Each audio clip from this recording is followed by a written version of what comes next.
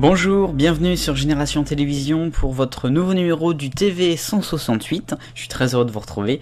Pas mal d'infos cette semaine, alors on commence tout de suite. Voici la une.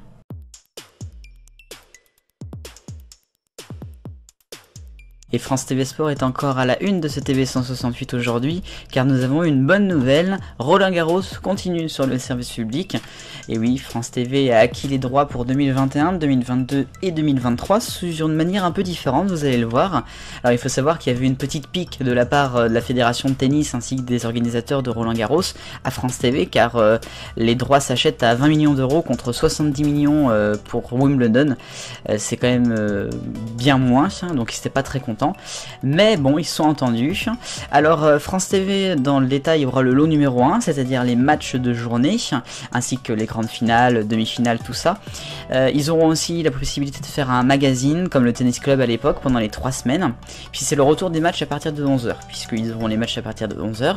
France 5 en diffusera lorsque France 4 aura donc disparu, on ne sait pas trop quand encore, ainsi que France 2 et France 3 bien sûr.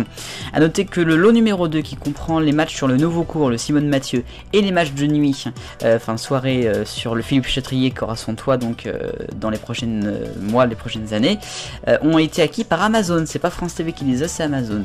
On verra bien ce qu'ils nous feront avec. A noter également dans France TV Sport, hors du tennis, le rugby, Mathieu Lartaud. Lui, il présentera Stade 2 sur France 3 à la rentrée, mais il présentera également tout le sport le samedi soir et vraisemblablement le vendredi soir.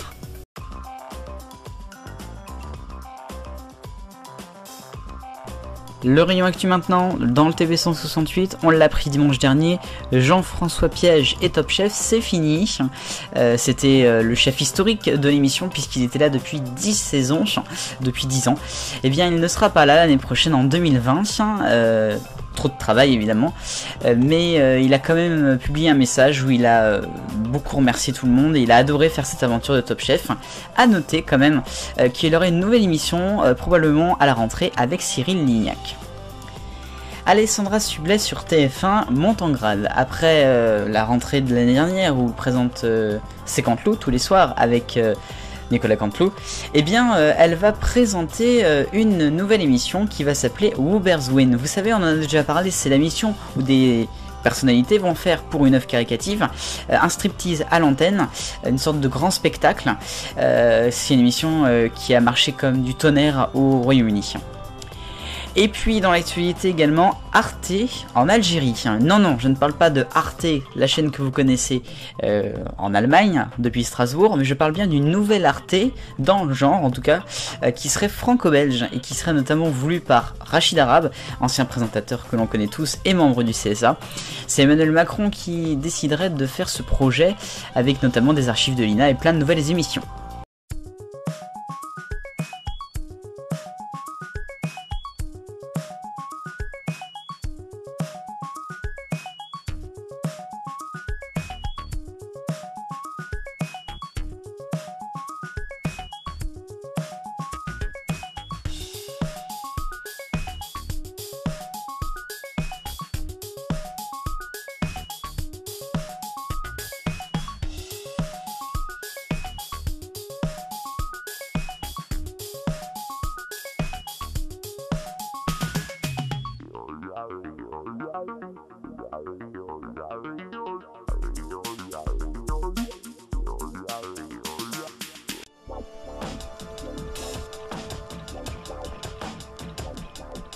Et l'actualité dans le TV 168 cette semaine, c'est également à l'étranger.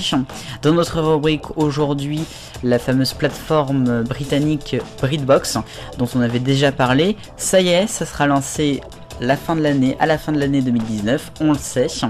Alors vous le savez, c'est quelque chose qui a été créé par ITV, le groupe privé et le groupe public de la BBC.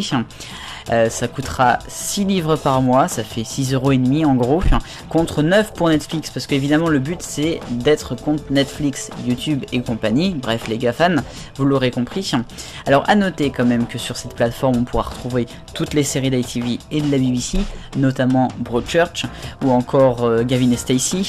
On retrouvera aussi des grandes émissions à la fois de la BBC et de ITV. Il y aura notamment Love Island qui est un carton sur ITV2 en ce moment, comme tous les ans, et qui aura même une deuxième saison hivernale cette année. Ça va être quelque chose. Autrement, on aura aussi plein d'autres choses qui viendront peut-être se rajouter dans cette plateforme. Il y a 10 millions d'abonnés environ Netflix au Royaume-Uni. On espère pour eux que ça marchera et qu'il y en aura un petit peu moins. A noter que pour la France, Salto, qui est la même chose en fait mais à la française, avec M6, TF1 et France TV, patine encore.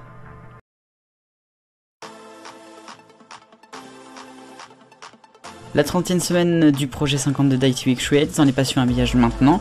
Et pendant tout l'été, ce sera des jeunes artistes en devenir comme Emily Downing et Olivia Weston. Morning and welcome to a brand new week where we've got another fresh look for you on ITV with resident artists Emily Downing and Olivia Weston taking on the challenge. And if you'd like to find out more, all you need to do is search ITV Creates for all the details. So we're getting straight into Monday morning now with the best way to start your day. With the latest news, sport, entertainment and weather, it's time to say, good morning Britain.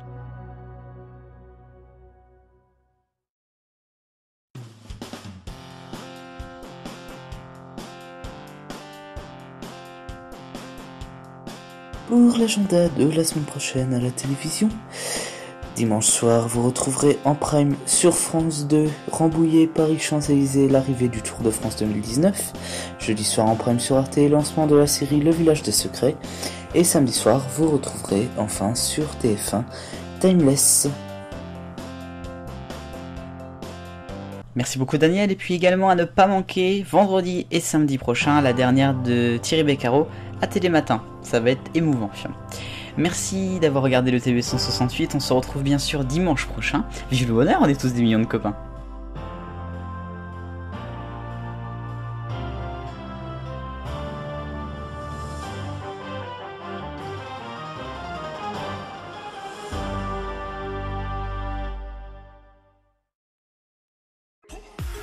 Pour votre semaine de vidéos sur Génération Télévision du lundi 29 juillet au dimanche 4 août 2019. Mardi, vous retrouverez Retour sur l'année qui sera consacré au nouveau président du CSA. Mercredi, le dossier France Télévisions et la publicité après 20h. Vendredi, ce sera Pause Lecture qui sera consacré à Téléops, le petit guide télé. Et puis samedi, vous aurez rendez-vous avec Arrêt suranimé avec un dessin animé culte, les Schtroumpfs.